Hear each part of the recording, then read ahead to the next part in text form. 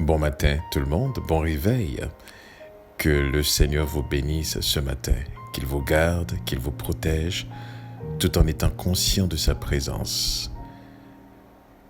Ce matin, j'aimerais partager un passage avec vous qui se trouve dans le livre de Matthieu, le chapitre 24. Eh bien, lorsque Jésus sortait du temple avec les disciples qui venaient du temple et ont remarqué la beauté du temple qu'Hérode avait rénové. Ce même Hérode qui, plus tard, va décapiter Jean-Baptiste, bien entendu. Bien avant, Hérode avait fait rénover le temple.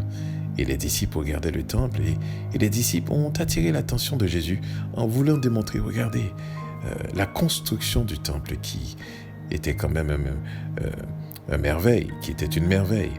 Et que Salomon avait bâti, bien entendu. Et par la suite, dans le verset 2, Jésus leur dit, « Voyez-vous tout cela ?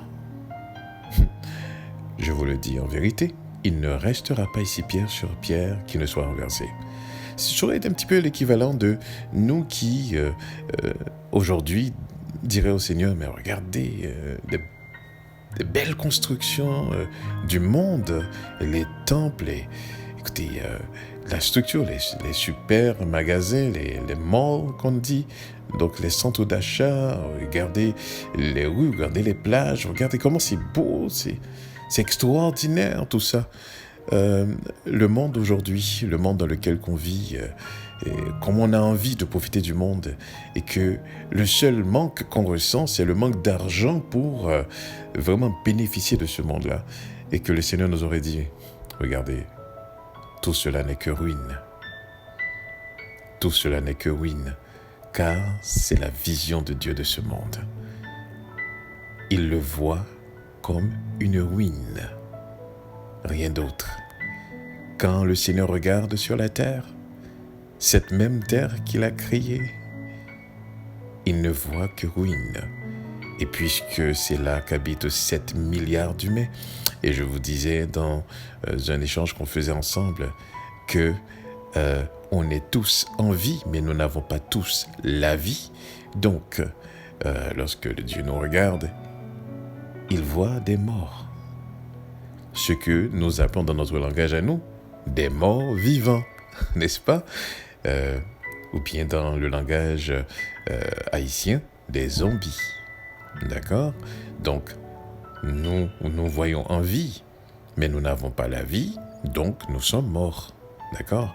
Alors, pour revenir un petit peu sur cette histoire de Matthieu 24, d'accord ? Donc, Jésus leur a fait savoir, Yeshua les a fait savoir, eh bien, il ne restera pas ici pierre sur pierre qui ne soit renversée.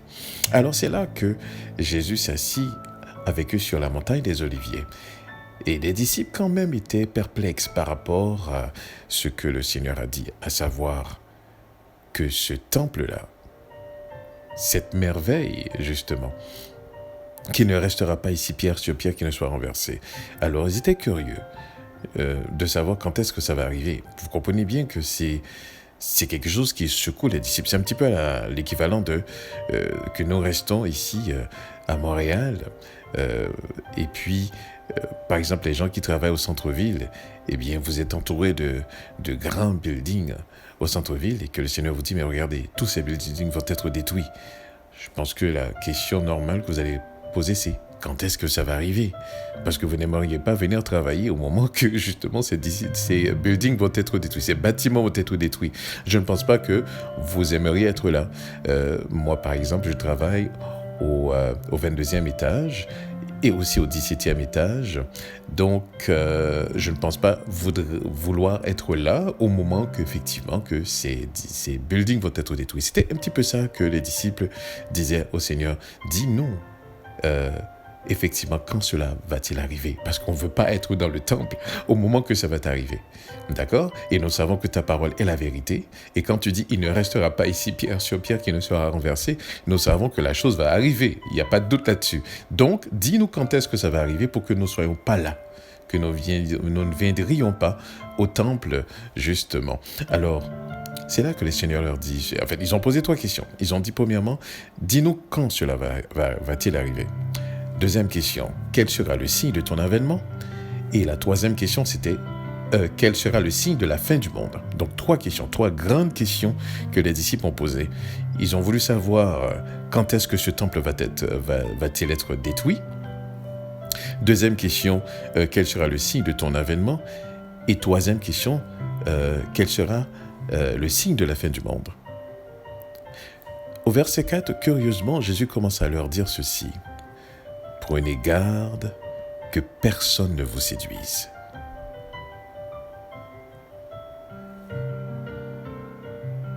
C'est la première recommandation. Prenez garde que personne ne vous séduise. Pourquoi? Parce que plusieurs viendront sous mon nom, disant c'est moi qui suis le Christ. Et malheureusement, ils vont séduire beaucoup de gens.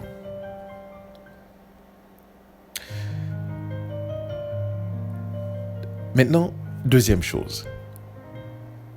Deuxième avertissement, ou du moins encore deuxième recommandation que le Seigneur Yeshua fait aux disciples, ils disent « Gardez-vous d'être troublés ». Donc, en répondant à ces 3 questions, la première des choses que Jésus a dit, c'est « Prenez garde que personne ne vous séduise ». Deuxième des choses, gardez-vous d'être troublés. D'être troublés pourquoi? Parce que vous allez entendre parler de guerre et de bruit de guerre. Et il dit, il faut que ces choses arrivent. Mais encore là, ce ne sera pas la fin. Donc,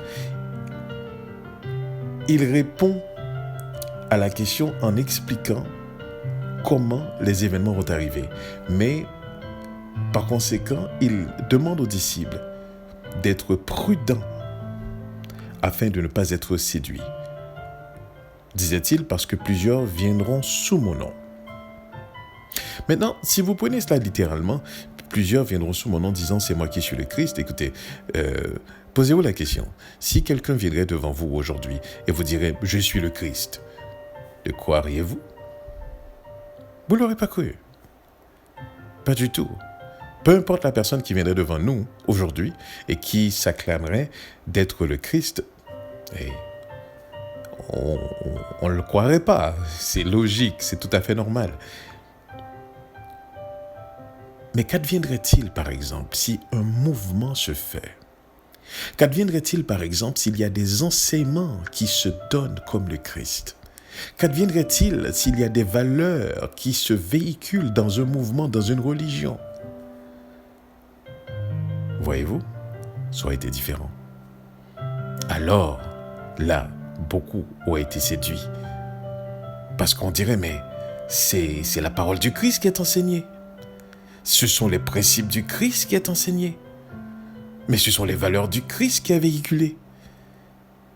Alors là, beaucoup ont été séduits, effectivement. Exactement ce qui arrive aujourd'hui.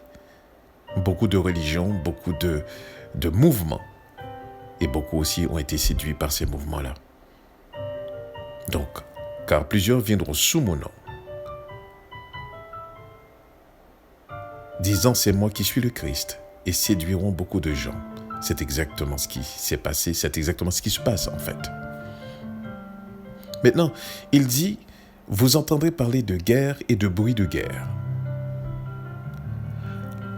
Entendre parler de guerre et de bruit de guerre. Nous savons que nous vivons dans un monde qui est toujours sous cette menace. Maintenant, posez-vous cette question. OK?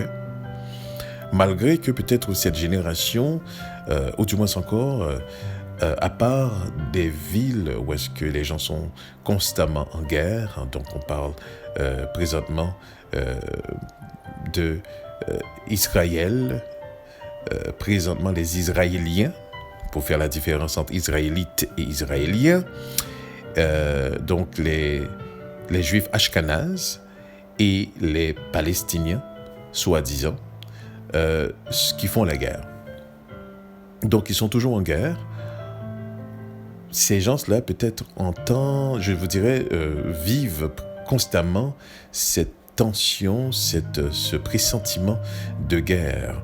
Mais nous qui vivons ici en Amérique du Nord, Donc, particulièrement les gens qui vivent au Canada, écoutez, on peut dire que depuis le temps qu'on est là, on n'a jamais vu vraiment que le pays était en mouvement de guerre d'une manière ou d'une autre, n'est-ce pas?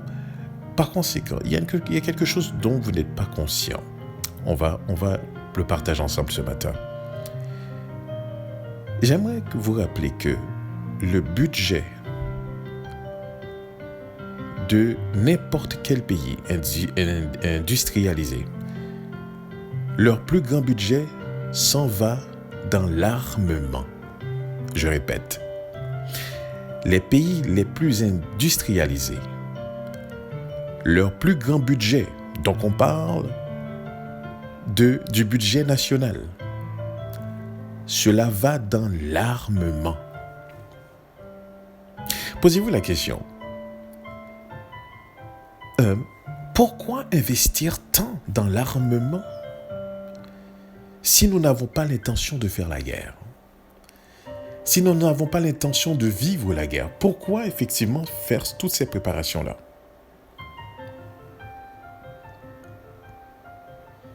Donc, il y a une préparation qui se fait tranquillement dans l'ignorance, dans l'aveuglement du monde, pendant que justement on vous occupe à consommer. Hein?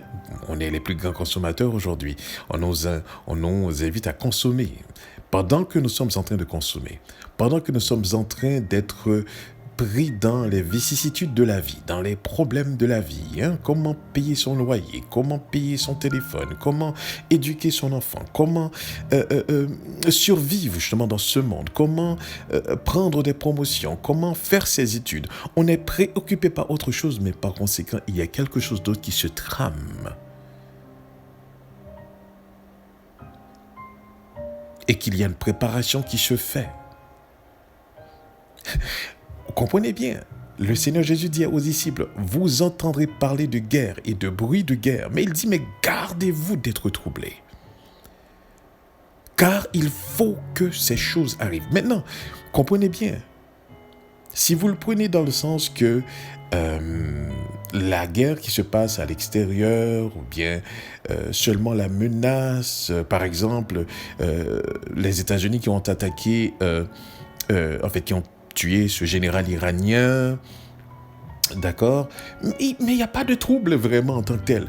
Le trouble sera plutôt au moment qu'il va y avoir ce potentiel de conflit tellement grand ou qui va arriver que à un certain moment donné, tout le monde sur cette planète sera complètement troublé.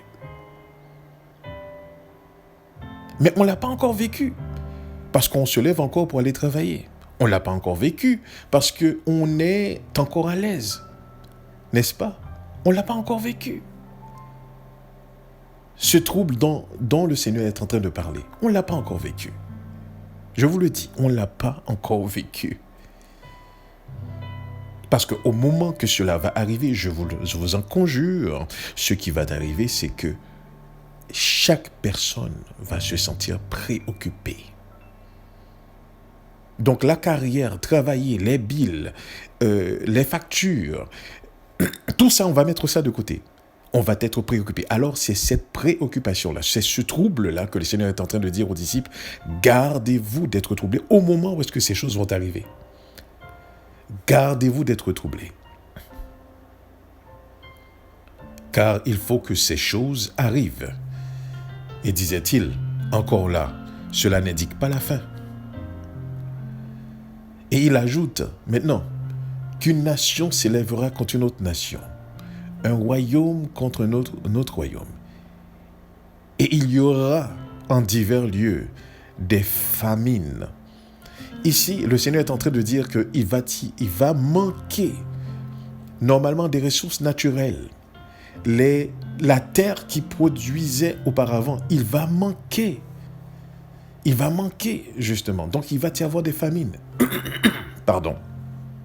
Disait-il, il va aussi avoir des tremblements de terre.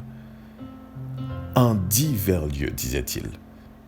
Il y aura en divers lieux, des famines et des tremblements de terre. Encore là, disait-il, que tout cela ne sera que le commencement des douleurs. Mais les enfants de Dieu, que font-ils en ce moment-là? C'est-à-dire dans cette période de temps, dans cette période de séduction, cette période de trouble, cette période où est-ce qu'une nation s'élève contre une autre, un royaume contre un autre, où est-ce qu'il va y avoir des famines, où est-ce qu'il va y avoir des tremblements de terre, qui ne sera que le commencement de la douleur. Alors les enfants de Dieu, que font-ils? Eh bien, ces enfants-là, ils ne seront pas séduits, ils ne seront pas troublés. Donc, ils vont tout simplement continuer leur mission, leur chemin, selon ce que le Seigneur leur mettra dans le cœur, selon ce que le Seigneur leur dira de faire. Mais qu'est-ce qui va se passer? Regardez au verset 9. Alors on vous livrera au tourment. Et l'on vous fera mourir. Et vous serez haïs de toutes les nations à cause de mon nom. Alors, remarquez bien au verset 5, car plusieurs viendront sous mon nom. Et au verset 9, il est dit, on vous haïra, on vous fera mourir à cause de mon nom. Ceux qui viendront sous son nom et ceux qui mourront à cause de son nom. Deux choses complètement différentes.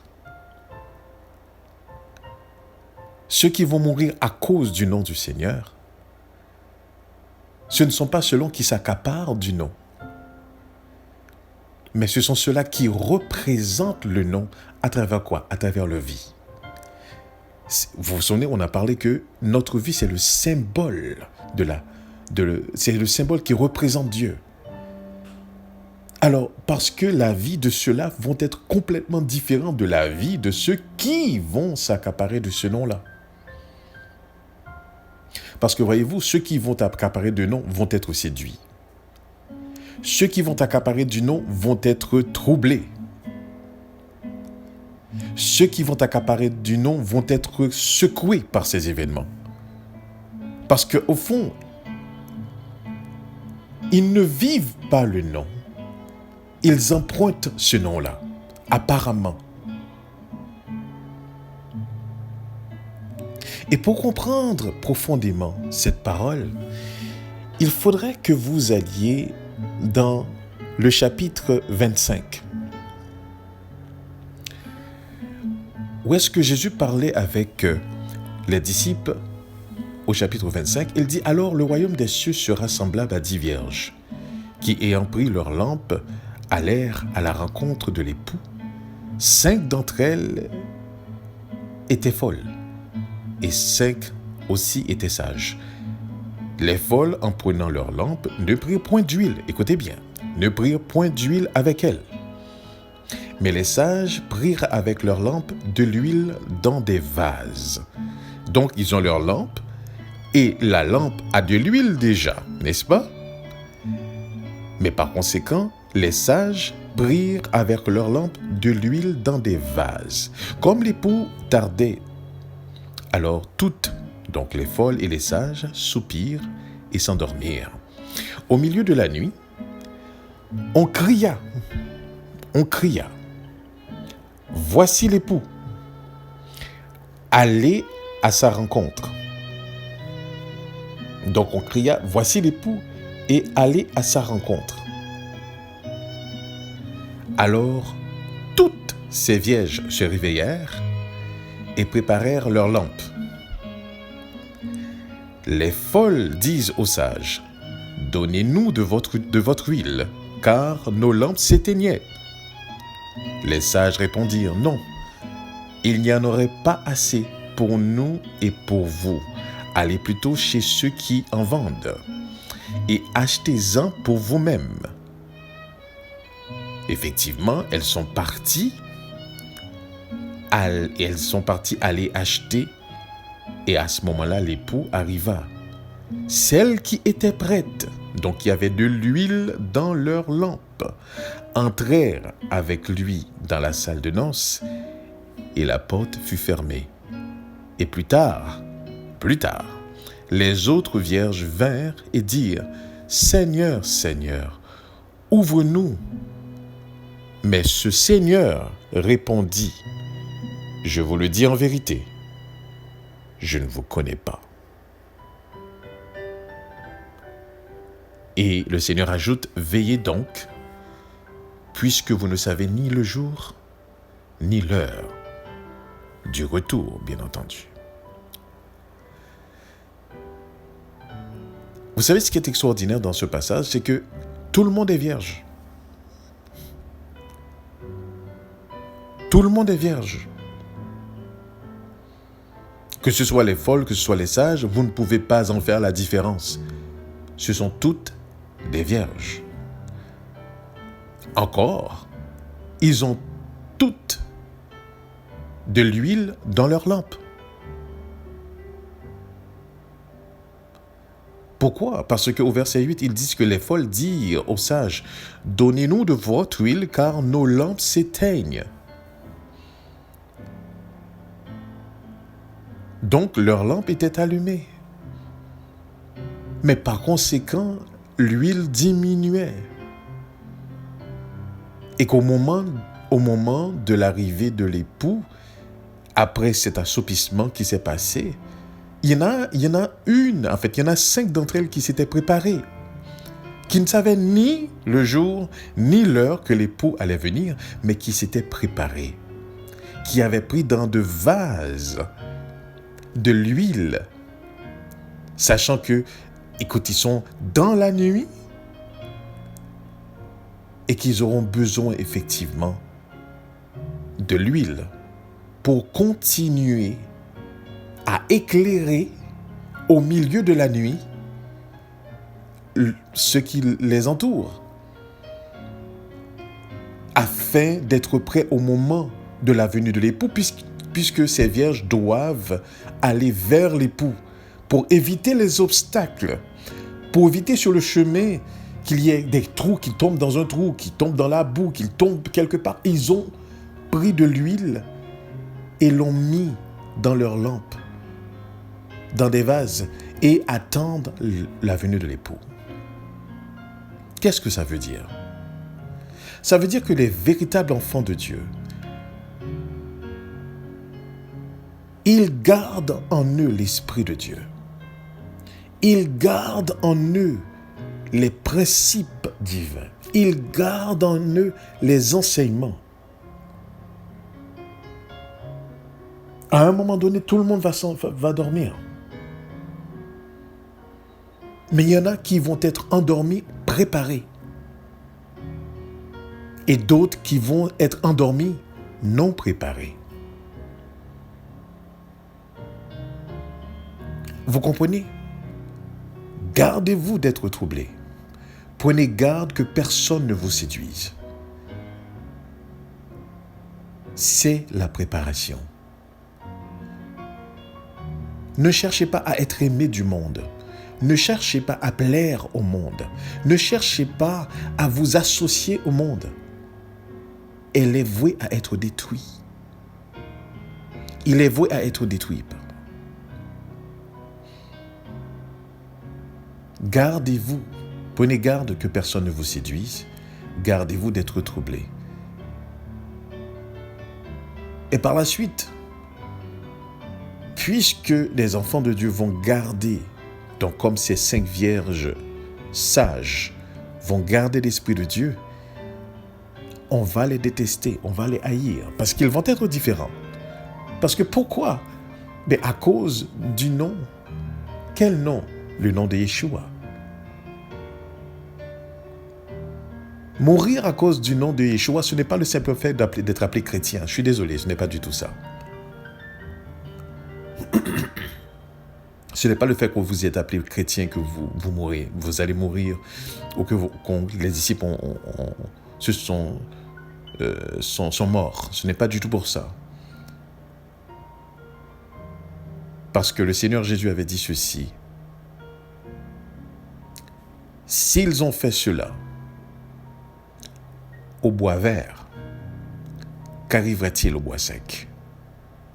Donc, c'est parce que votre vie est le symbole qui représente Dieu dans ce monde. Ils vont vous détester parce qu'ils détestent Dieu. Ils vont vous détester parce qu'ils n'ont jamais aimé Dieu. Ils n'ont jamais voulu suivre Dieu. C'est pour ça qu'on va vous détester. Ne cherchez même pas à comprendre pourquoi on vous déteste. Ne cherchez même pas à comprendre pourquoi on ne veut pas vous voir.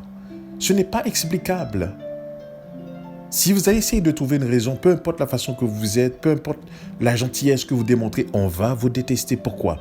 Parce qu'on a détesté votre maître. Donc vous êtes serviteur, véritablement, vous ne pouvez pas être aimé. Donc vous serez haï de toutes les nations à cause de mon nom. Malheureusement, disait le Seigneur. Alors aussi plusieurs succomberont. Ils se trahiront, se haïront les uns les autres. Devant l'intensité de ce que nous pouvons vivre, eh bien, beaucoup de personnes vont abandonner. Beaucoup de personnes vont être des délateurs.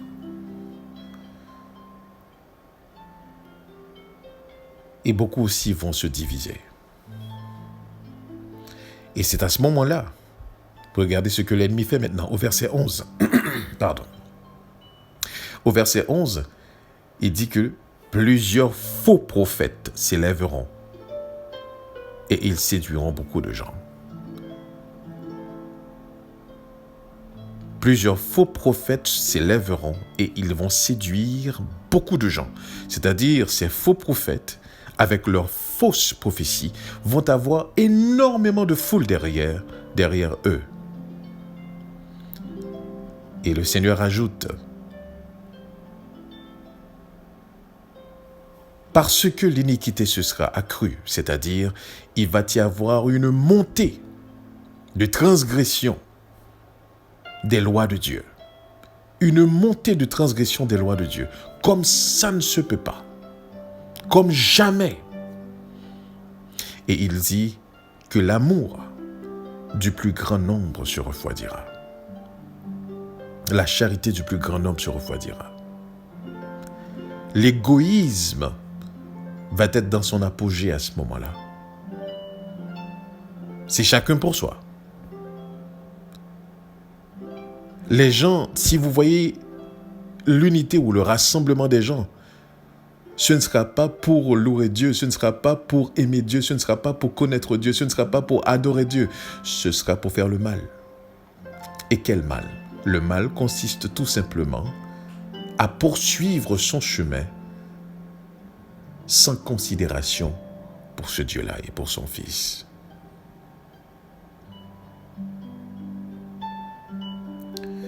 Mais en toute chose, le Seigneur dit quand même, cette bonne nouvelle, donc l'évangile, donc cette bonne nouvelle du royaume sera prêchée dans le monde entier pour servir de témoignage à toutes les nations. Alors viendra la fin. Mes frères et mes sœurs, ce matin, si vous remarquez bien, aujourd'hui, le Seigneur nous a donné 3 conseils, 3 choses qu'il nous a démontrées. La première des choses, il nous dit de prendre garde de ne pas être séduits. La deuxième des choses, c'est que nos cœurs ne doivent pas être troublés.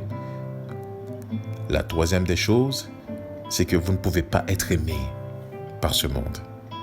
Si vous voyez que vous avez beaucoup d'amis, que vous voyez que vous êtes aimé, que vous êtes populaire, posez-vous des questions. Posez-vous des questions. Ceux-là qui vous aiment, aiment-ils Dieu? Ceux-là qui vous aiment, connaissent-ils Dieu? Parce que c'est seulement lorsque les gens connaissent Dieu, que les gens aiment Dieu, que vous pouvez être certain de leur amour. Je répète, c'est seulement lorsque les gens connaissent Dieu et que les gens aiment Dieu que vous pouvez être certain de leur amour. Autrement, vous êtes tout simplement séduit si vous croyez que les gens du monde peuvent vous aimer.